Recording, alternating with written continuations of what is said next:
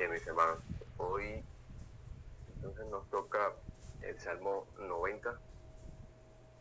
Voy a leerlo primero y seguimos con la meditación. Dice Salmo 90. Señor, tú nos has sido refugio de generación en generación, antes que naciesen los montes y formasen la tierra y el mundo. Desde el siglo y hasta el siglo, tú eres Dios. Vuelves al hombre hasta ser quebrantado y dices, convertíos, hijos de los hombres.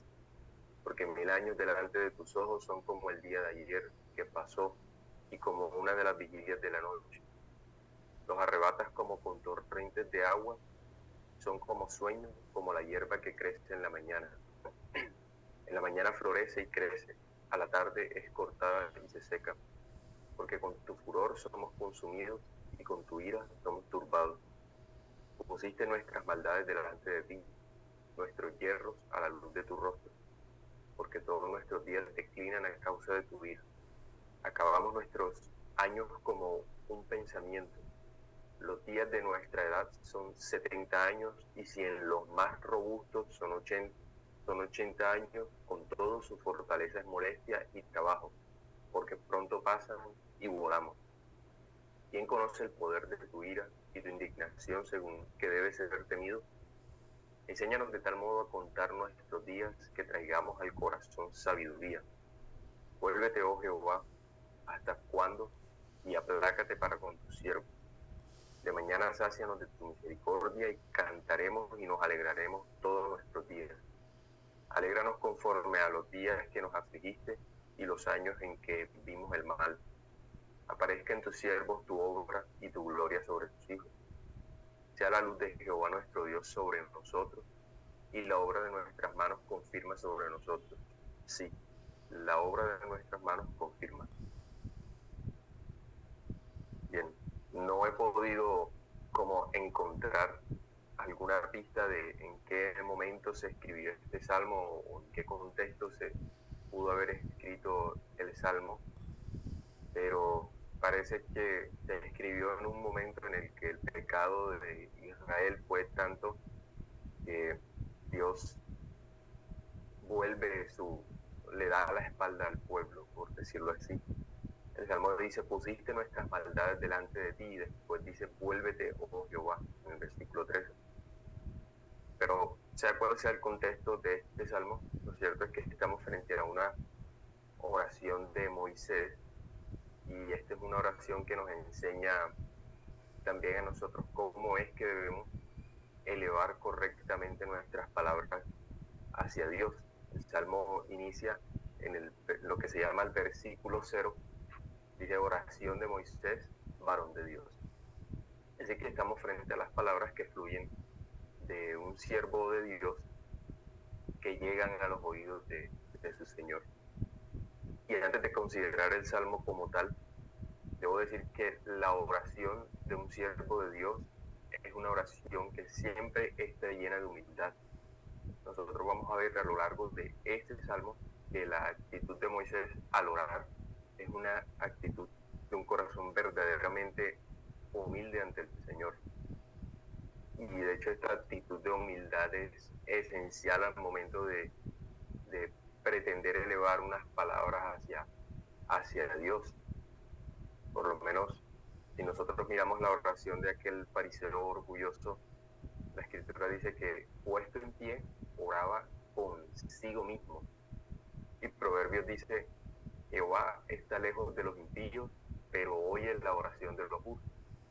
Así que la oración del impío es una oración que está llena de orgullo, la cual Dios no oye, mientras que la oración del justo es una oración que está bañada de humildad, la cual Dios oye. Entonces es necesario aprender a orar humildemente, no sea que nuestras palabras sean las palabras de unos impíos y lleguen solamente a nuestros oídos y no a los de Dios. Entonces, si podríamos colocarle como un título a este salmo, yo diría que para esta meditación el título sería La oración de un corazón humilde, a partir del Salmo 90. Y estaremos meditando entonces en aquellas cosas que el corazón humilde considera al momento de la oración.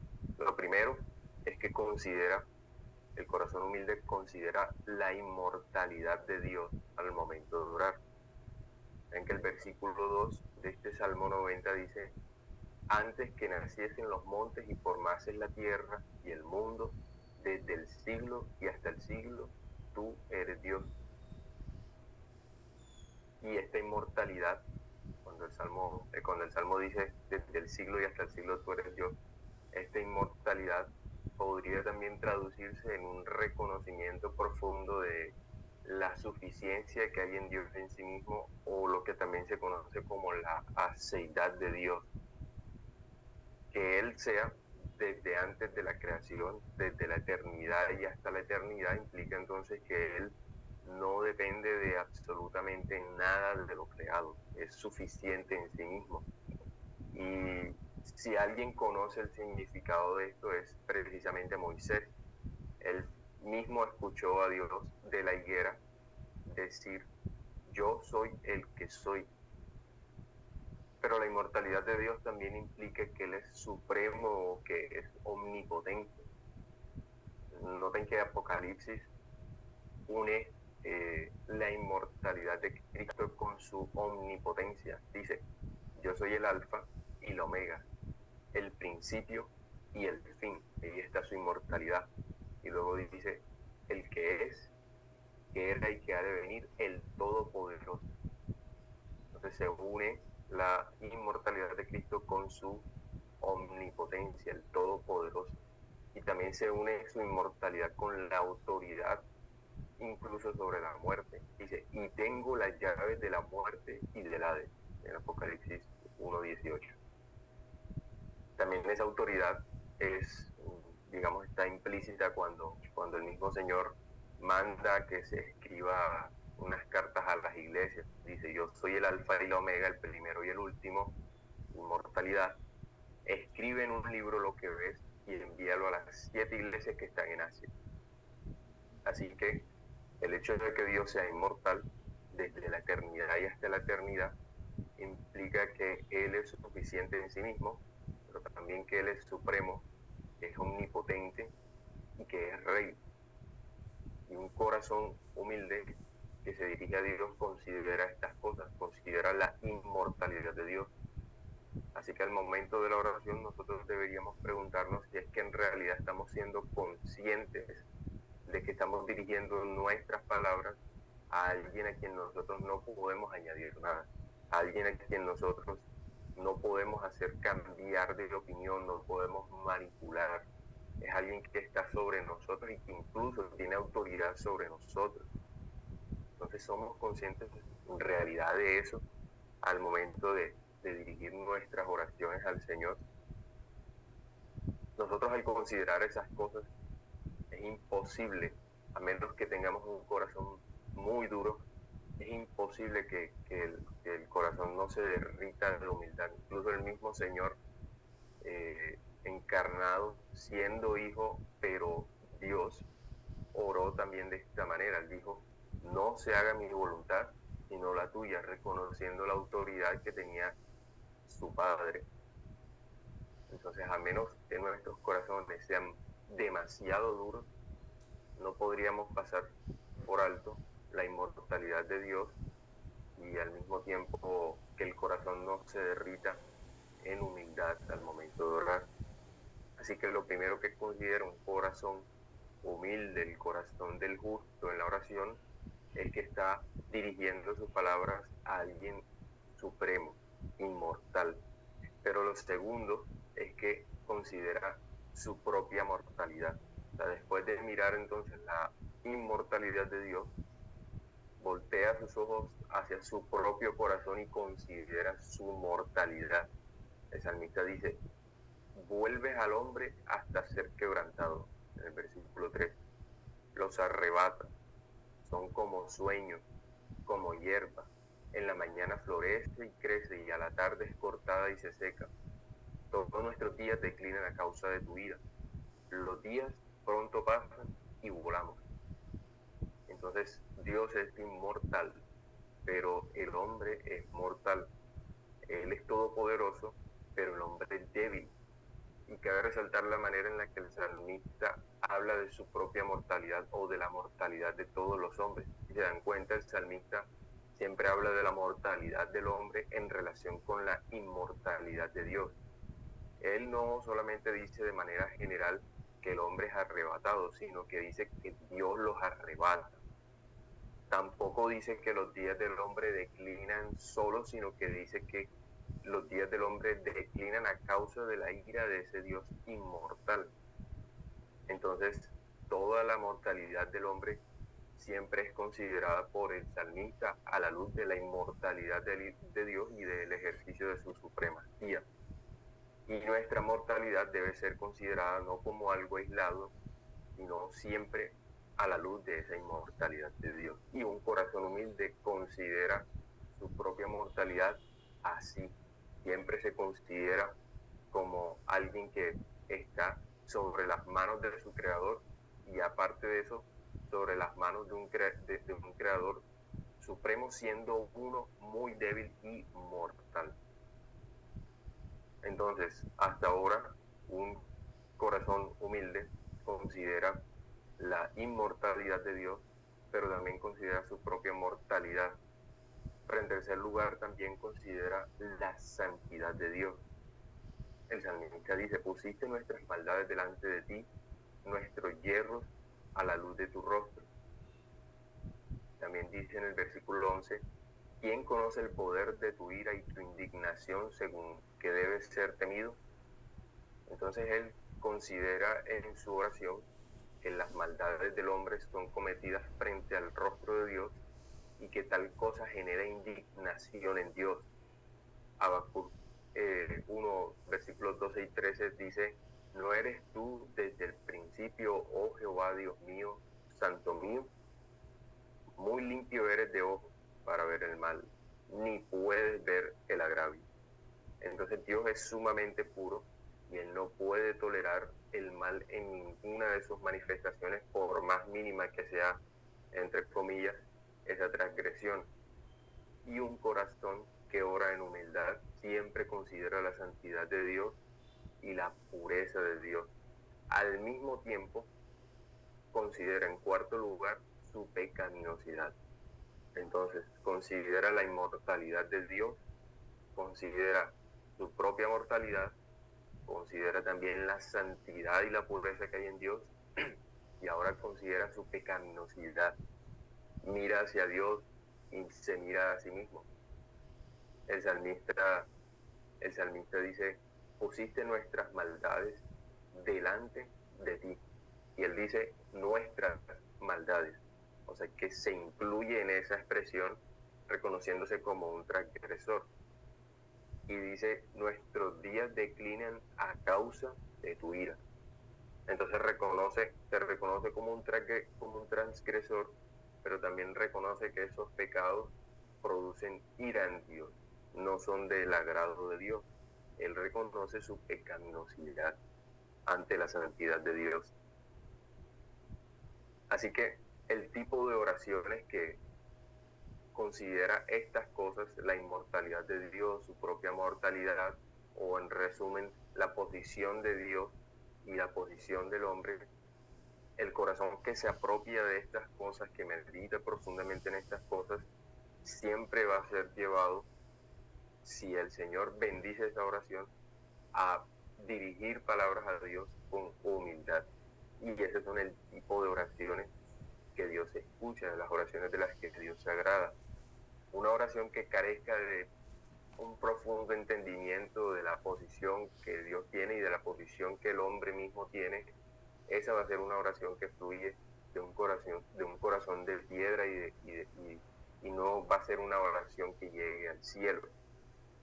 Miren, por ejemplo, la oración del fariseo, retomándola nuevamente. El fariseo decía: Dios, te doy gracias porque no soy como los otros hombres, ladrones, injustos, adúlteros, ni aún como este publicano. Si se dan cuenta, esa oración carecía primero de un sentido de la tremenda santidad que hay en Dios, y eso lo llevaba entonces a no reconocer su propia pecaminosidad. Y Cristo mismo dice de esta oración que él oraba consigo mismo de esta manera, consigo mismo. No oraba a Dios, oraba consigo mismo. Por otro lado, el publicano oraba así: Dios, sé propicio a mí, pecador. Por lo que Cristo entonces dice que éste descendió a su casa justificado antes que el otro, porque cualquiera que se enaltece será humillado, y el que se humilla será enaltecido. Entonces la oración de un corazón humilde considera la posición que tiene Dios. Eso implica su inmortalidad, también su santidad, pero también se considera a sí mismo y considera su propia mortalidad, lo que también implica su pecaminosidad. Y estas cosas derriten el corazón entonces en humildad y hacen que la oración sea apropiada para Dios. Hasta ahora entonces el hombre considera la inmortalidad de Dios, su propia mortalidad, la santidad de Dios y su propia pecaminosidad. Considerar estas cosas puede doler un poco y pueden, digamos, como desanimar al hombre, porque se ve la gran distancia que hay entre Dios y el hombre, pero el corazón humilde no se queda considerando solamente estas cosas para dolerse, sino que también considera la misericordia que hay en Dios. El salmista dice: Señor, tú nos has sido refugio de generación en generación. Ahí está reconociendo las misericordias de Dios para con hombres mortales. Y él también dice: vuelves al hombre hasta ser quebrantado y dices: convertidos, hijos de los hombres. Entonces también considera que aunque la vida del hombre mortal está bajo un Dios que no se agrada del pecado del hombre, él llama al hombre al arrepentimiento, y esto es misericordia. Y las peticiones que encontramos al final del Salmo 90 giran también en torno a la misericordia de Dios. Dice: de mañana sácianos de tu misericordia, versículo 14. Así que sí, es cierto que el alma se humilla profundamente al considerar la posición que hay en Dios, la posición tan baja del hombre, pero también se acerca a Dios esperando solamente en su misericordia. En conclusión, podríamos entonces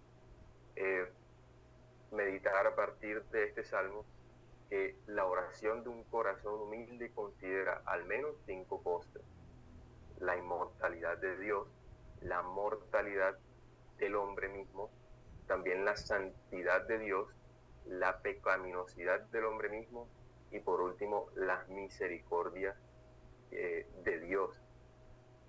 Nosotros entonces deberíamos preguntarnos si es que en realidad nosotros estamos orando así al Señor, porque a veces estamos tan acostumbrados a orar que simplemente nos dirigimos a Dios sin medir las diferencias que hay entre Él y nosotros, y también sin medir la grandeza de sus misericordias, a pesar de esas grandes diferencias que hay entre Dios y nosotros, en cuanto a que Él es inmortal, en cuanto a que nosotros somos mortales, en cuanto a que Él es 3 veces santo y nosotros somos pecadores, pecamos todo el tiempo.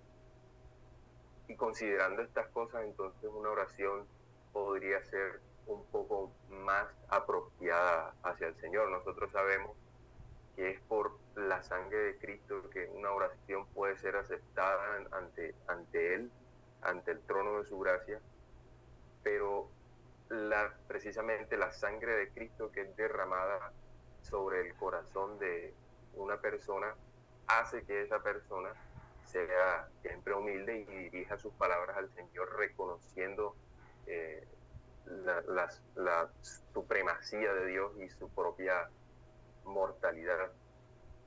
Y también considerar estas cosas antes de orar, sentarnos a meditar en nuestras debilidades y en la posición tan alta que tiene Dios antes de orar, es un ejercicio que podría ayudarnos también a dirigir correctamente nuestras peticiones a Dios. Como les había mencionado antes, el Salmo termina, inició como considerando algunas cosas en cuanto a Dios y en cuanto a sí mismo, pero termina dirigiendo peticiones hacia Dios, y son peticiones que giran siempre en torno a una sola cosa, y es a recibir el favor de Dios y a anhelar la gloria de Dios. Entonces, cuando consideramos estas 5 cosas que les he mencionado, el alma va a dirigir sus peticiones hacia lo que considera mucho más importante. Si nosotros nos ponemos a meditar en estas cosas, nos vamos a dar cuenta, nos vamos a apropiar de esa idea de que las cosas de este mundo son nada. El hombre es vano, la vida es vana, y lo único que importa es cuál es nuestra condición ante Dios, si tenemos su favor o si no lo tenemos. Entonces, considerar estas cosas nos va a ayudar también no solamente a tener un sentido de humildad ante Dios, sino también a dirigir correctamente nuestras peticiones hacia lo que en realidad importa.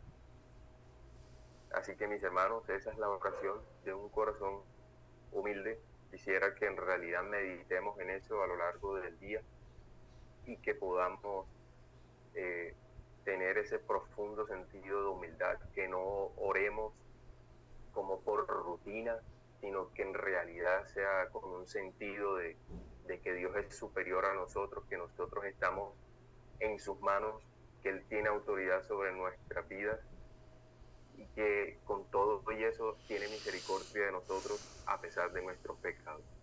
Así que el Señor nos ayude a que nosotros podamos orar de tal manera. Vamos a orar y entonces después, si alguien quiere participar, lo puede hacer. Señor, damos gracias por este salmo, porque este salmo nos enseña qué cosas debemos considerar antes de dirigir nuestras palabras hacia ti. Te pedimos que nos ayudes a medir la grandeza de tu ser, tu santidad, tu supremacía, toda la autoridad que tú tienes sobre nosotros y sobre tu creación, que eso nos humille, porque al vernos a nosotros nos veamos mortales como lo que en realidad somos, que podamos ver tu santidad y que eso también nos ayude a ver nuestra pecaminosidad para poder reconocer todas nuestras faltas ante ti y arrepentirnos de ellas. Y que si consideramos estas cosas y el corazón se humilla de tal manera que desespera, que no nos olvidemos de tus misericordias, que a pesar de todos nuestros pecados, de nuestra inferioridad y de tu supremacía, tú tienes misericordia sobre estas criaturas, sobre todo misericordias que son para salvación, para beneficio del alma, para el beneficio eterno.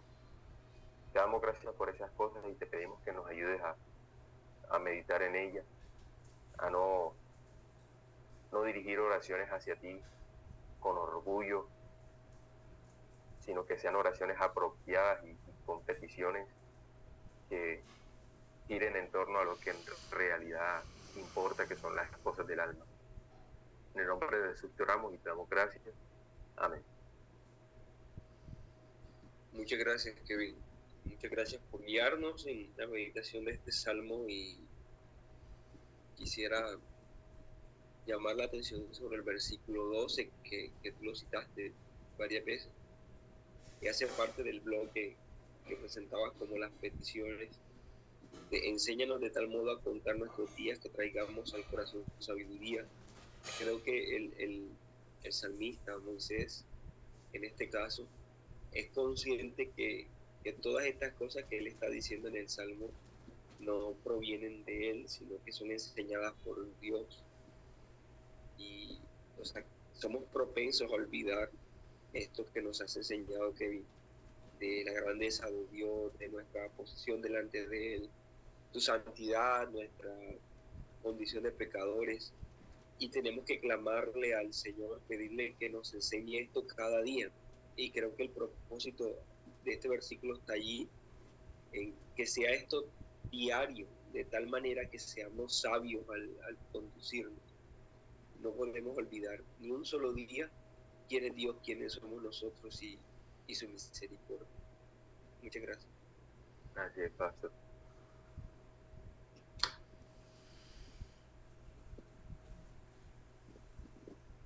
Buenos días para todos. Buenos días. Buen día, Wilmer. También quería añadir algo contigo, y es que mientras Kevin predicaba, pensaba en esta oración de Nehemías en el capítulo 1, a partir del verso 5. O sea, da la sensación de que estos siervos de Dios tenían como muy claro esto. Quizás no lo tenían claro así como en puntos, por decirlo así, pero sí lo tenían claro en cuanto a cuánto conocían al Señor. Él inicia diciendo justamente como: oh Señor, Dios del cielo, Dios grande y temible, que cumples tu pacto. O sea, manifestando la grandeza de Dios y además de eso la fidelidad de Dios, la misericordia y la fidelidad. O sea, cuán fiel Dios es a su pacto, a su promesa. Entonces quería añadir eso en cuando el Salmo no habla explícitamente de eso, que entre las cosas que uno necesita tener en cuenta, además de la misericordia, es que Dios es fiel. Entonces, que Dios es fiel a su pacto. Gracias, Bueno, creo que, Adelante, mi hermano Miguel. creo que el Salmo habla de la transitoriedad del hombre frente a la eternidad de Dios. Realmente nos hace ver, pues, cuánto necesitamos depender de esa omnipotencia para poder hacer frente a las vicisitudes por las cuales pasamos. Casualmente, el versículo 12, ante esta situación, ante este contraste, nos dice algo importante: enséñanos de tal modo a contar nuestros días. O sea, es tan importante redimir el tiempo, porque nuestros años vuelan como una sombra, que yo debería aprovechar cada día para redimir el tiempo. Me doy cuenta que los años transcurren y debo aprovechar cada día para poder redimirlo y tener sabiduría. Entonces, creo que es una muy buena nota en medio de este contraste de la transitoriedad de nosotros, redimir el tiempo, aprovechar cada día para volvernos al Señor y volvernos a su palabra, y así realmente aprovechar todo este espacio que Él nos da para cada día volvernos a Él. Gracias, hermanos. Gracias, Kevin. Amén, hermano. Con gusto.